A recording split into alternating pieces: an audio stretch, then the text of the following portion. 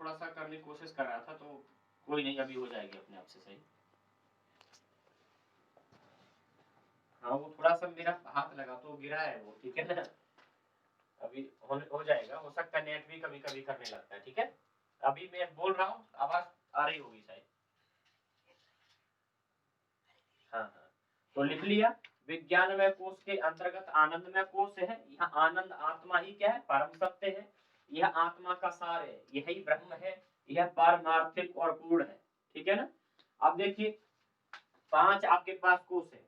अब कभी भी एक बात आप ध्यान रखिए, जब भी हम पढ़ रहे हैं ना, तो पढ़ते समय, जैसे आप लोग शायद बीएड किए होंगे, सीटेट का एग्जाम देते हैं, अभी आप नेट का देंगे, तो वहां पर कुछ क्वेश्चन आते हैं टीचिंग एप्टीट्यूड के, ठीक है। तो हमेशा हमें क्या करना होता है कि हमारे पास एक प्रश्न होता है, और मैं अधिकांशतः पूछ लेता हूँ, मतलब कि कोई भी क्वेश्चन बना के दिया, उसका हमें आंसर देना है बस। तो परीक्षा में का मतलब क्या होता है, परीक्षा का क्या होता है कि जो प्रश्न है उसका आपको उत्तर देना है, ठीक है। बहुत ज्यादा इधर उधर नहीं जाना है। और उसी हम फिर दूसरा काम क्या करते हैं कि जो परीक्षा हम देने जा रहे हैं उसका स्टैंडर्ड क्या है, उसका लेवल क्या है, उसके हिसाब से हमें पढ़ना होता है। अभी यदि हम पीजीटी के हिसाब से अगर यहाँ क्वेश्चन देखेंगे, तो हमारा क्वेश्चन यहीं से बनेगा। एक तो नॉर्मल क्वेश्चन ये बना देगा, कोर्स कितने होते हैं, ठीक है। आपको पता है 5 कोर्स होते हैं। क्वेश्चन ये भी बना सकता है कि इनमें से एक कोर्स के अंतर्गत नहीं आता, इनमें से 3 ये रहेंगे, चौथा नहीं रहेगा, ठीक है ना। अब इसी एग्जाम को जब हम नेट में, ये क्वेश्चन आ रहा है, तो नेट में किस प्रकार से आएगा। अब नेट में आएगा, अन्नमय कोश के अंतर्गत होता है, यहाँ पर कुछ दिया होगा।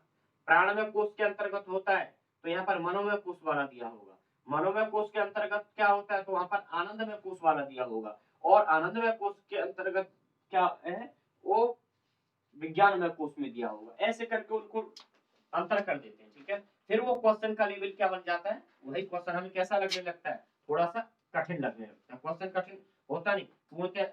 इस बार आपने नेट का पेपर देखा, ठीक है ना, वही पूछ रहा था कि आपको 4 लगभग पता होना चाहिए, चारों ऑप्शन में से 3, क्योंकि इसका ए बी ठीक है, ए डी ठीक है, ए सी ठीक है, ऐसे करके क्वेश्चन आ रहा था। तो अब जो रटने वाली परंपरा थी वो थोड़ी सी कम हुई।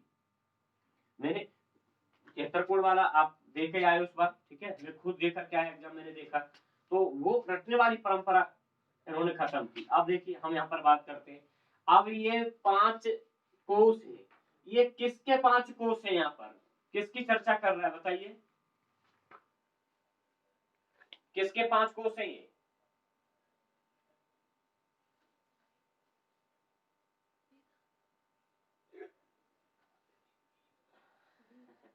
पहले ही मैंने लिखा है ना, तो वहां पर क्या लाइन लिखी है, हाँ, जीव के 5 कोषों का वर्णन है, ठीक है ना। अब आ जाए, तो ये भी आपको ध्यान रखना है, 5 कोष किसके हैं, ये जीव के, ठीक है ना।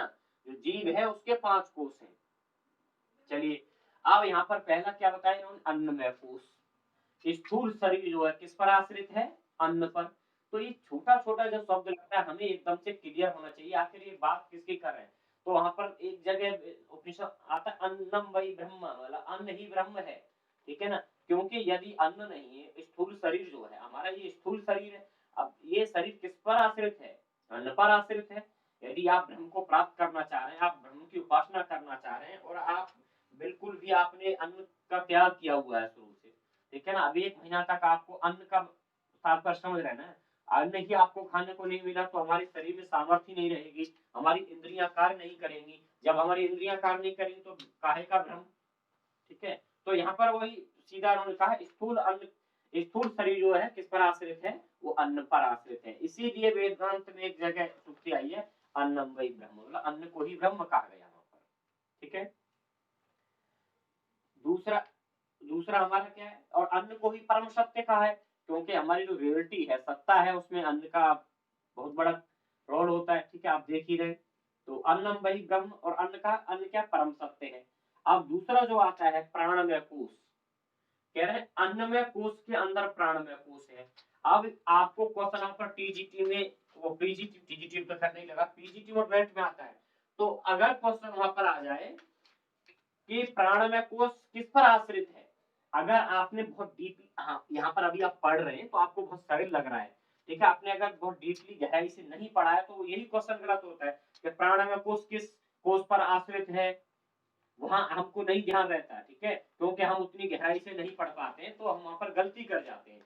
क्वेश्चन क्या आया कि प्राणमय कोश किस कोश पर आश्रित है, तो आपका आंसर क्या होगा, या किसके अंतर्गत है, किसके मतलब समाहित किया गया है किसमें, तो प्राणमय कोश किसमें, अन्नमय कोश के अंदर प्राणमय कोश है, ठीक है ना। तो एक प्रकार से इसको हम कह सकते हैं कि प्राण ही क्या है, परम तत्व है। और यह प्राण अन्न की बात क्यों उसके अंतर्गत क्यों कहा गया, क्योंकि शरीर शरीर में गति देने वाला है, ठीक है ना। शरीर में जो गति देने वाला है वो क्या है, प्राण है। आप ये देखो बहुत सारी चीज हमें व्यवहार से समझ में आती है। हम व्यवहार में जब देखते हैं कि शरीर में गति कौन देता है, प्राण। अब आदमी कितना भी कमजोर हो, चारपाई पे लेटा है, वो चल भी नहीं रहा है, कार्य भी कुछ नहीं कर रहा है, लेकिन उसकी प्राण वायु चल रही है, ठीक है। तो कहते हैं जब तक सांस है, जब तक आस है, तो जब तक प्राण है, तो प्राण वायु क्या है, यहाँ पर प्राण को किसको शक्ति दे रहा है, मतलब यह शरीर को गति देने वाला है। क्योंकि जब तक ये प्राण प्राण वायु जो हम अभी पीछे पढ़ रहे थे कर्मेंद्रियों में प्राण वायु को पढ़ रहे थे, जब तक प्राण वायु चल रही है तब तक क्या शरीर गतिमान होता है। और प्राण वायु के जाने के बाद वो गति शरीर की समाप्त हो जाती है और शरीर हमारा कैसा हो जाता है, इसको कहते हैं सामान्यतः भाषा में हम कह देते हैं क्या, अरे मिट्टी है, कहते हैं ना कि मिट्टी को लगाना है, मिट्टी को ये करना है, मतलब अरे आप देख रहे वही शरीर है, ठीक है, चेहरा है, हाथ है, पैर है, पूरा शरीर वो होता है ना, केवल उसमें से क्या निकलता है, प्राण वायु निकल गई। और प्राण वायु के मात्र से वो शरीर जो आपका एकदम से अभी पूरा शरीर था, और वो 1 मिनट के अंदर क्या बन जाता है, मिट्टी। आपने व्यवहार में देखा होगा कि मिट्टी लगानी है, वो मतलब हम कहते, तो शरीर को गति कौन दे रहा है यहाँ पर, प्राण वायु। तो जो प्राणमय कोश है किसके अंतर्गत है, अन्नमय कोश के अंतर्गत, ठीक है। और दूसरा हमारा आता है मनोमय कोश। मनोमय कोश किसके अंतर्गत है, प्राणमय कोश के अंतर्गत। और प्राणमय कोश किसके अंतर्गत है, अन्नमय कोश के अंतर्गत। अब यहाँ मनोकोश की बात कर रहे हैं कि मनोमय कोश क्या है, प्राणमय कोश के अंतर्गत है और यह मन पर निर्भर है, ठीक है ना। अभी हमने बताया कि इच्छा शक्तिमान होता है, इसलिए हम चर्चा कर रहे थे, और मन ही परम तत्व है, ठीक है।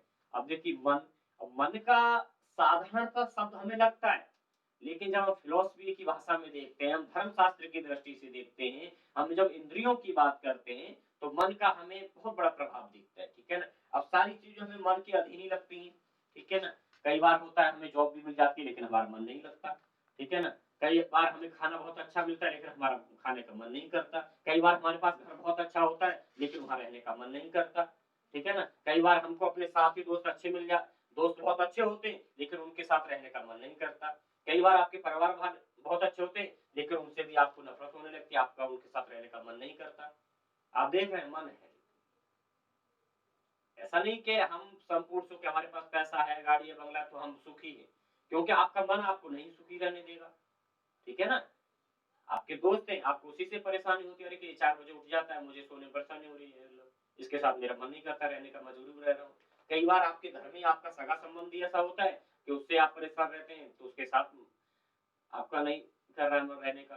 कभी आज के संतान को अपने माता पिता से मतलब अच्छा नहीं लगता, तो उनके साथ रहने का उनका मन नहीं करता, ठीक है। एक ये हमारी जो इंद्रिय है, ठीक है, और आप लोग अच्छे से समझते होंगे कि साधारण इंद्रिय नहीं है मन, ठीक है ना। मन का बहुत बड़ा हमारे शरीर में पूरा, मतलब दार्शनिक की दृष्टि से देखें, धार्मिक दृष्टि से देखें, व्यवहारिक दृष्टि से देखें, तो मन का बहुत बड़ा रोल है। होता है ना कि मन नहीं लग रहा, मन काम नहीं कर रहा, आप खाना बना रखा है, बहुत अच्छा खाना बना है, खीर पूरी आराम से, किसी ने आपको, माता जी ने, आपके परिवार में आपकी बहन ने, आपकी पत्नी, कोई भी आके कह रहा खाना का, लेकिन मन नहीं कर रहा, जल्लाहट से आपका मन नहीं कर रहा, तो आखिर ये मन है क्या, हमें किससे रोक रहा है, मतलब पढ़ने का मन नहीं कर रहा है, खाने का मन नहीं कर रहा है, जाने का मन नहीं कर रहा है, बात करने का मन नहीं कर रहा है, तो मन है, ठीक है। और ये किसके अंतर्गत है, तो इसीलिए कहा कि मन परम तत्व है, ठीक है। और प्राणमय कोश, मनोमय कोश किसके अंतर्गत आता है, प्राणमय कोश के। प्राणमय कोश की हमने बात की वहां पर प्राणवायु में, क्योंकि प्राणवायु के बाद हमारा शरीर मिट्टी हो जाता है, वो आप सब लोग हम व्यवहार में जानते हैं, व्यवहार में देखते नहीं कि दर्शन को जब हम पढ़ रहे हैं तो व्यवहार हमें पता होना चाहिए, ठीक है ना। चलिए तो मनोमय कोश के बाद कौन, ये आपको एकदम क्लियर होना चाहिए जयपाल, बड़ा लेफ्ट राइट हो रहे हो कि प्राण मनोमय कोश और प्राणमय कोश के अंतर्गत है, प्राणमय कोश अन्नमय कोश के अंतर्गत है। ठीक है, जीव के पांच कोशों का वर्णन है। अब हम अगला देखते हैं एक विज्ञानमय कोश। तो विज्ञान में मैंने बताया था, वहां पर हम पढ़ चुके हैं विज्ञानमय कोश किससे मिलकर के बना है, बुद्धि और पंच ज्ञान इंद्रियों से मिलकर। ठीक है, तो बुद्धि और पंच ज्ञान इंद्रियों से मिलकर बना है, लेकिन कह रहे कि ये मनोमय कोश विज्ञानमय कोश जो है मनोमय कोश के अंदर विज्ञानमय कोश है। ठीक है, क्योंकि कहते हैं कि यह बुद्धि पर निर्भर है। ठीक है, ये क्या है, बुद्धि पर निर्भर है। यहाँ ज्ञाता और ज्ञेय के भेद का ज्ञान कराने वाला ज्ञान निहित है। अभी हम समाधि पढ़ेंगे तो वहां ज्ञाता और ज्ञेय आएगा। समझते हो जापान क्या होता है, ज्ञाता ज्ञेय और ज्ञान में क्या अंतर है?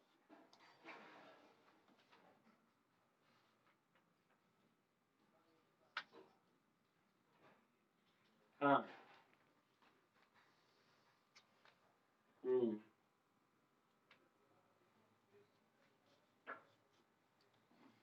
हम्म, और जो वस्तु में दिखाई पड़ रही है जिनको हम जानना चाह रहे हैं, ठीक है ना। और ज्ञान होता है किसी वस्तु के वास्तविक वास्तविक स्वरूप को जानना, ज्ञान मतलब, ठीक है ना। क्योंकि हम वेदांत पढ़ रहे हैं, तो ज्ञान क्या होता है, किसी वस्तु के वास्तविक स्वरूप को जानना। और बाकी अज्ञान, अज्ञान तो सकल आदि जो वस्तु में दिखाई पड़ रही है, पूरा जगत है उसमें सब कुछ आ रहा है, ठीक है ना। और हाँ, ज्ञान होता है, ज्ञान होता है किसी वस्तु के वास्तविक रूप को जानना। हाँ, और हाँ, ज्ञाता होता है जो जानने का इच्छा कर रहा है, ठीक है ना। चलिए, तो यहाँ पर ये कह रहे हैं कि यहाँ पर ज्ञाता और ज्ञेय के भेद करने वाला ज्ञान निहित है।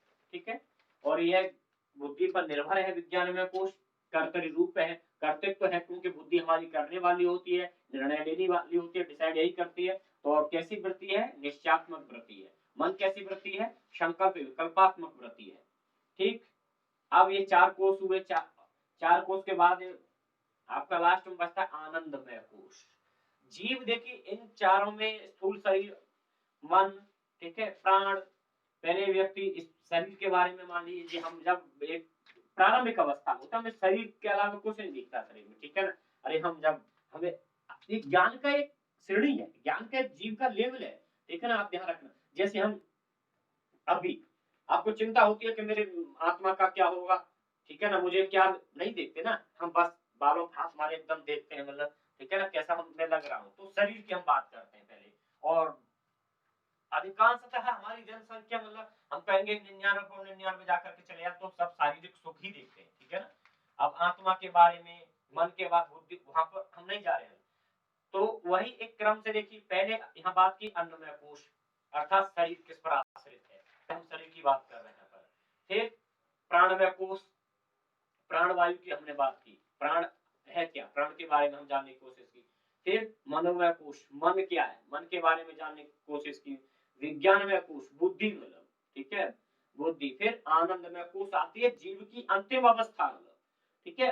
जब हमें इन सब के बारे में बहुत अच्छे से ज्ञान हो जाता है, तो आनंदमय कोश पर हम जब आते हैं, तो आनंदमय कोश के अंतर्गत क्या है, विज्ञान में कोश के अंतर्गत आता है ये। और यह आनंद आत्मा ही परम सत्य है, यह आत्मा का सार, यही ब्रह्म इत्यादि परमार्थ पूर्ण है। क्योंकि जब आनंद की अवस्था आ जाती है, तो व्यक्ति सब चीजों को भूल कर एकमात्र ब्रह्म में लीन की अवस्था आ जाती है, तो उसे हम आनंदमय कोश कहते हैं। वहां पर जब व्यक्ति प्राणी को हमारी इंद्रियों से, प्राणवायु से, कर्म इंद्रियों से, ज्ञान किसी प्रकार का कोई सुख दुख की अनुभूति नहीं होती है, ठीक है ना। कुछ भी कर रहा है, मान लीजिए बारिश हो रही है, तो वो एकदम से जो आनंद में व्यक्ति, अरे क्या बारिश हो रही है, ठीक है ना। मान लीजिए उसे धूप भी लग रही है, तो सोच रहा है वाह परमात्मा की लीला देखो, मेरे लिए मतलब ये धूप भी पैदा कर दी, जैसे मेरे शरीर में रोग मुक्त रहे। अगर बारिश हो गई तो कह रहा है मेरे लिए बारिश कर दी, जिससे मुझे मतलब शांति मिले, क्योंकि वो आनंद की अवस्था को प्राप्त हो गया है, ठीक है। हम वहां पर फटक संपत्ति पढ़ रहे थे, तो मैंने बताया था ना कि समदम उपरति तितिक्षा, ठीक है। तितिक्षा में हमने पढ़ा कि जैसे भूख, प्यास, सुख दुख, गर्मी, वर्ष इत्यादि का कोई भान ही नहीं रहता है, मतलब तो तितिक्षा की श्रेणी पहुंच जाता है। तो वही आनंदमय कोश है, एकदम परम ब्रह्म